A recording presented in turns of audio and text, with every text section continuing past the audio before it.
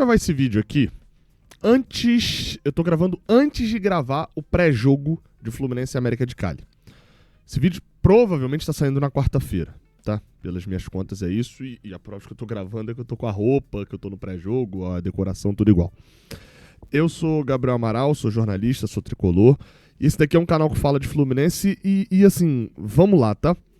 Esse vídeo tá saindo na quarta-feira, com a classificação do Fluminense contra a América de Cali.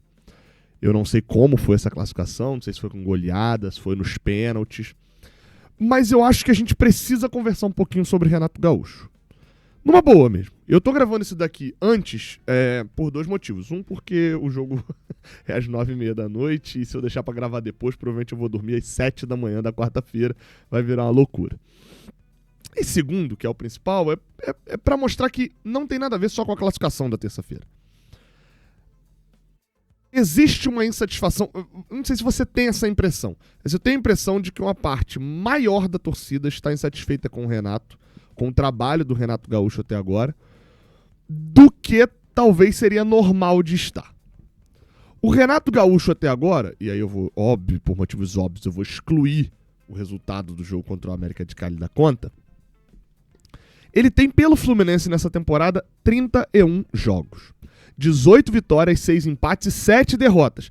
Dessas 7 derrotas, vale colocar, tá na conta, igualzinho às outras, tá? Sem tirar nem pôr.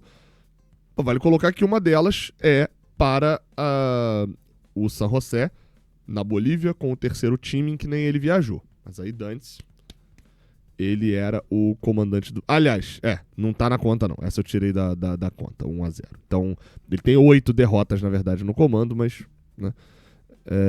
Tem só 7 aí pelo Fluminense. Achei que estava contabilizado aqui as 8. Isso então esses são números dele sem o empate contra a União Espanhola, sem a derrota pro San José. Aí você olha, ele assumiu o Fluminense tinha acabado de perder a estreia do Campeonato Brasileiro. O Fluminense hoje, óbvio, tá tendo jogo agora nesse meio de semana, tem jogo atrasado, mas hoje o Fluminense está na 8ª posição do Campeonato Brasileiro. Hoje, se você botar por aproveitamento, o Fluminense estaria na Libertadores 2026, perdão. Ou seja, no Campeonato Brasileiro, diria eu que o objetivo do Fluminense está sendo cumprido. O objetivo do Fluminense é ser campeão? Claro que é, mas aí ninguém aqui é maluco também, né? De dizer que, né, ficar iludindo o torcedor. Não, nosso objetivo é estar na Libertadores ano que vem, que a gente não estava nessa, eu lamentei muito. Aí a gente vai pra outra competição que ele tá, que é a Copa do Brasil. O Fluminense, vai lá, não fez um bom jogo na estreia contra a Aparecidense, e eu tô tirando os dois que foram com o Mano, Águia de Marabá e Caxias, mas meteu 5-1 no agregado contra a Aparecidense de Goiás, né? E contra o Internacional, ganhou fora de casa e empatou em casa. Ah, mas tomou pressão no final. Pegou um time de Série A e passou ganhando um jogo e empatando outro. Tá classificado, tá nas quartas de final, e entra pra jogar contra a equipe do Bahia, se não como favorito, pelo menos em condições iguais. Ninguém entra pra esse mata-mata da Copa do Brasil dizendo que o Bahia é favorito. Ou tirando, obviamente, a torcida do Bahia, que aí tá no direito dela.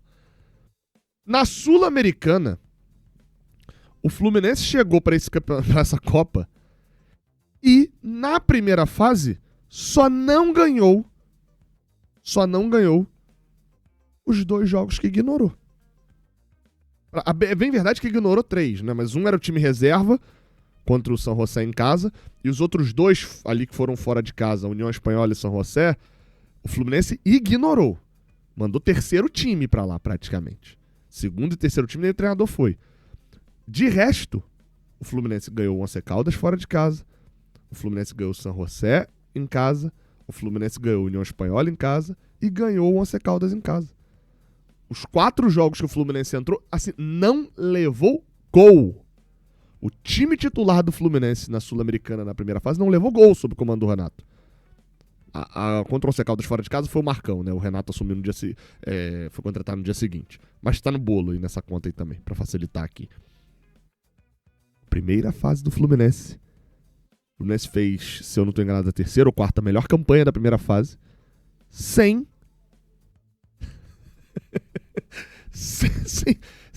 só se dedicando para alguns jogos. E todos os jogos que se dedicou ganhou sem levar gol.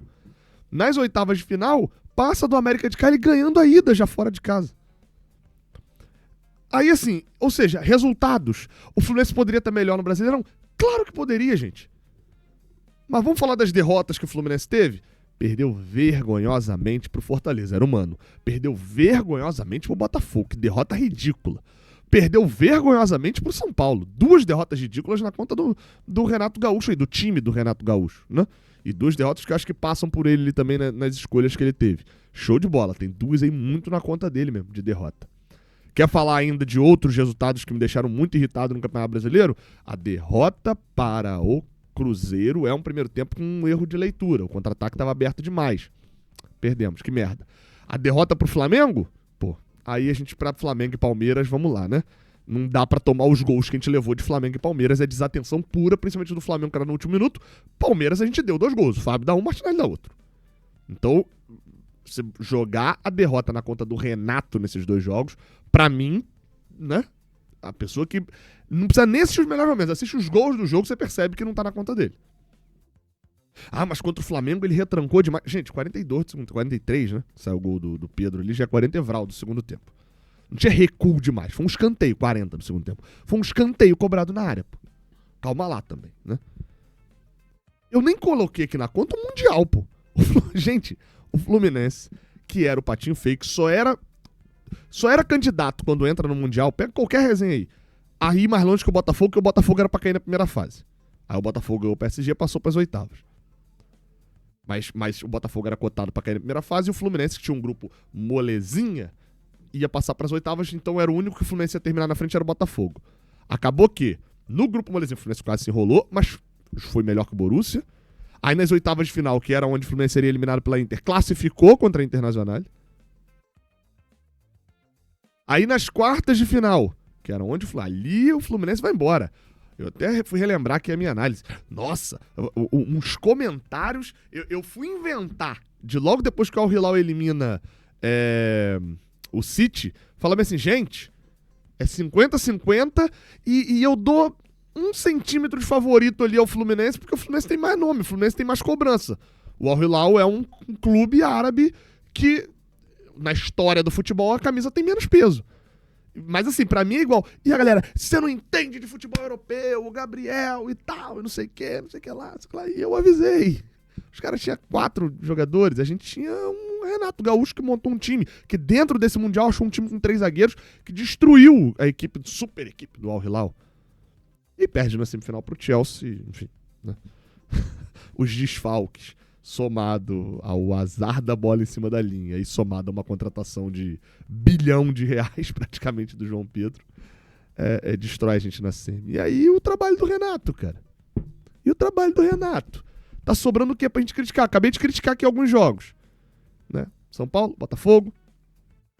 Bota na conta aí o Cruzeiro também. No segundo tempo pressionava muito. Era o Cruzeiro se fechando. Vai sobrando o quê, cara?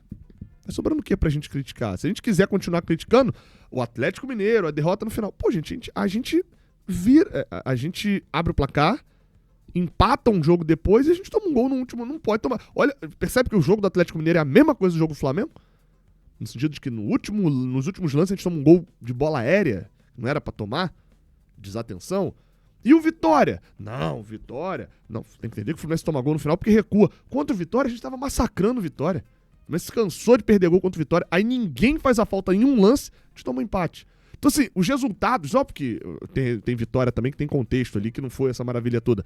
Mas percebe que a gente ganhou Inter e Corinthians fora de casa? Percebe que os resultados no Brasileirão deixam a gente mesmo, e aí agora eu vou ser Renato Gaúcho total, tá? Mesmo disputando 3 competições e não tendo, e é o que ele fala, ele enche o saco repetindo isso o tempo todo, mas é verdade, o Fluminense voltou do Mundial e teve muito menos tempo de treinamento do que pelo menos 16 equipes do Mundial, pô, do Brasileirão. Palmeiras, Flamengo e Botafogo tiveram o mesmo tempo de treinamento praticamente que o Fluminense. Uns voltaram um pouquinho antes e tal. Não faz muita diferença, não. Mas 16 equipes do Campeonato Brasileiro ficaram aqui tendo férias, descansando, depois treinando. E assim, e a gente tá ali no bolo que vai pra Libertadores. E a gente tá classificado na Sula, tá classificado na... Sabe há quanto tempo o Fluminense não bate em 2 quartas de finais juntas? E sabem disso? Faz as contas aí. Vem comigo aqui, ó. Até porque eu também não lembro, não. Vou fazer as contas junto com você. Em 24 a gente foi pra qual quarta de final? Foi pra dar Libertadores, né? Batemos nas quartas da Libertadores. Mas Na Copa do Brasil a gente caiu pro Juventude antes. Vamos voltar pra 23. Fomos pra dar Libertadores, fomos campeões, né? Mas a gente caiu nas oitavas pro Flamengo. Em 22, a gente não vai pras quartas nem da Sula nem da Libertadores, mas vai pra dar Copa do Brasil. Umazinha tá sempre aí rolando. 2021, a gente vai pras quartas. Ó, que beleza. A gente vai pras quartas da Libertadores, né? Eliminado pelo Barcelona de Guayaquil. Mas na Copa do Brasil naquele ano, eu vou ter que lembrar aqui. Tá aí. É quando a gente é eliminado pro Galo, né? O Roger é demitido. A gente cai com o Marcão no comando. Então tá aí, 2021. Antes disso, aí nem precisa procurar, tá? Vai achar, não. Lá pra trás a gente ainda jogava Libertadores, não jogava nem Sula, nem Copa do Brasil, né? Percebe? E detalhe, tá? Detalhe que eu fui aqui na pesquisa aqui, eu fui relembrando. 2021 a gente só bate quartas de final, porque nas oitavas da Libertadores a gente pega o Cerro Porteño, aí a gente manda bem, classifica, ótimas oitavas de final ali com o Roger Machado, isso a gente tem que dar o braço a torcer contra o Cerro lá e aqui, mas o Cerro Porteño é um time fraco. E a gente na Copa do Brasil, nas oitavas, pega um time da Série C, a gente pega o Criciúma. Ou seja, a gente bateu nas quartas da Copa do Brasil pegando nas oitavas o time da Série C. Agora, o que a gente tá fazendo agora, chegar nas quartas pegando o América de Cali e vai lá, na paridade ali fica igual a um Cerro Porteño e pegando o Internacional da Série A. Não é o Criciúma da Série C. Entende que o Renato tá fazendo umas paradas. E detalhe, 2021 a gente chega nas quartas de final das duas competições enterrando no Brasileirão. Roger Machado é demitido depois de a gente cair pro Barcelona de Guayaquil, a gente tá em 15º, 16º por aí, quando o Marcão assume. E a gente tá em oitavo no Brasileirão. Aí eu fico te perguntando, por que a gritaria toda com o trabalho do Renato em alguns momentos? Eu não tô dizendo que o trabalho do Renato é perfeito, eu fiz críticas aqui. O Renato errou leitura de jogo em alguns momentos. O Renato, acho que em coletiva, ele não tem uma preocupação que é importante pro torcedor, saber o que o treinador tá pensando, saber o que o treinador quis fazer, não quis. Ele tem esse ranço, ele não fala. É uma escolha dele, pra mim, isso gera críticas também. É porque ele não usa o Lescano. Pô, me recuso a acreditar que a torcida do Fluminense vai pegar um gringo, óbvio, custou uma grana, tem que ser cobrado, tem que entender por que não está sendo utilizado, pra gente saber se a gente vai cobrar a má avaliação do treinador, vai cobrar porque o jogador tá de sacanagem, ou vai cobrar quem contratou e gastou um dinheirão no erro de análise. Óbvio que isso tem que ter, eu não tô falando que não tem que ter pressão em cima do Renato Gaúcho. Eu só me recuso a acreditar que tudo isso que eu citei aqui, a gente tá na disputa, tá dentro hoje de uma vaga pra Libertadores no Brasileirão com um turno jogado. A gente tá nas quartas de final, tá fazendo uma coisa que a gente fez uma vez no século, se bobear, de jogar 2 quartas de final de competições oficiais aqui, né? Copa do Brasil, Sul-Americana e Libertadores. Considerando esses 3, a gente estar em 2 quartas de final ao mesmo tempo. Só fez uma vez e quando a gente fez foi pegando um time da Série C com um caminho muito facilitado e tava mal no Brasileirão. O Fluminense nunca esteve em quartas de final de Sul-Americana, Copa do Brasil e Libertadores e bem no Brasileirão, tá? Em 2 desses 3 e bem no Brasileirão. Isso nunca aconteceu. E aí eu me recuso a acreditar que com isso tudo, né, com a campanha do Mundial de Clubes, que também seria uma quarta de final, né? A gente foi até a semi. A gritaria toda é porque um paraguaio que a torcida adotou não recebe minutos há um tempo. Isso, como eu falei, merece crítica, mas eu me recuso a acreditar que é só isso. Ah, mas o Lima tá entrando em campo. Gente, pera lá. A gente já viu o treinador escalando coisa muito pior e não foi essa gritaria. O que tá acontecendo no futebol brasileiro? Eu tenho uma tese. Eu acho que a gente tá jogando demais, tá geral cansado. Todos os times do Brasil. Tem um time do Brasil que tá satisfeito. A durabilidade, a validade da satisfação do torcedor aqui no Brasil dura 3 dias. O cara pode ter sido campeão da Libertadores na quarta, que se no sábado ele perde por Vitória no Barradão, 4 horas da tarde, com 2 a menos, o cara tá sendo criticado nessa temporada. Não tem um torcedor do Brasil que tá feliz. Não tem um. O torcedor do Vasco tá feliz nessa quarta. Tem jogo. Se tomar 2 a 0 do Juventude, vai ficar puto já de novo.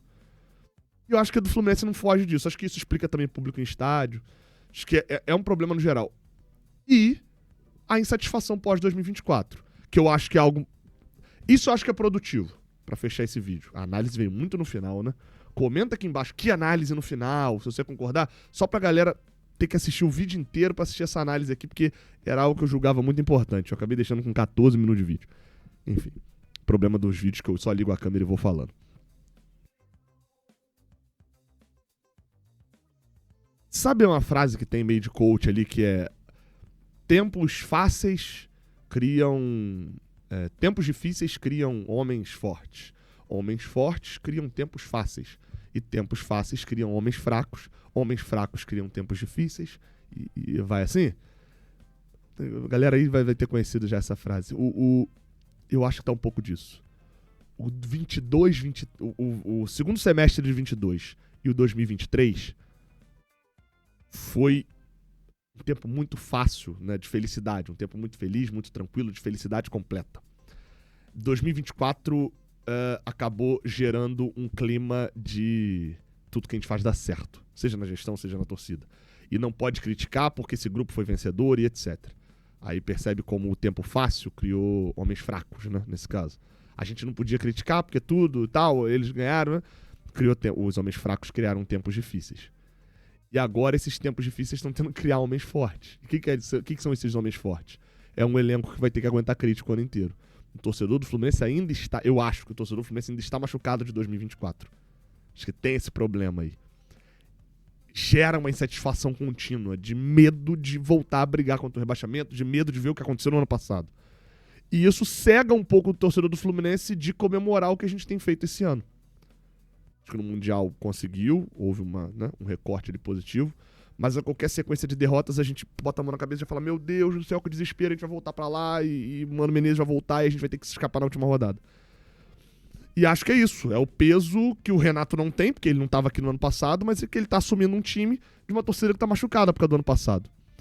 E assim como o Diniz teve essa tranquilidade no ano passado de poder perder vários jogos e ainda assim uma parte da torcida defendendo muito e não querendo admitir que existia erros no trabalho de Diniz de 2024 porque ele tinha ganhado em 2023.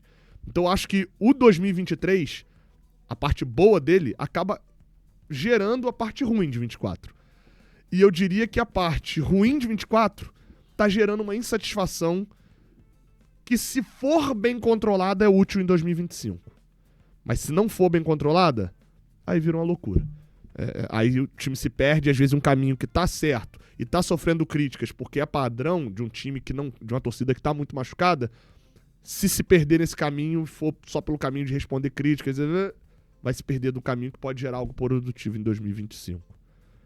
Aí, uma análise e uma visão jornalista e tricolor sobre o trabalho do Renato. Concordou, discordou? A caixa de comentários tá aqui pra isso, tá? Eu nem sei, mas o Germancano vai guardar um no América de Cali. Eu tô chutando aqui, pode ser que não deu em nada, tá? Tamo junto, até a próxima, valeu.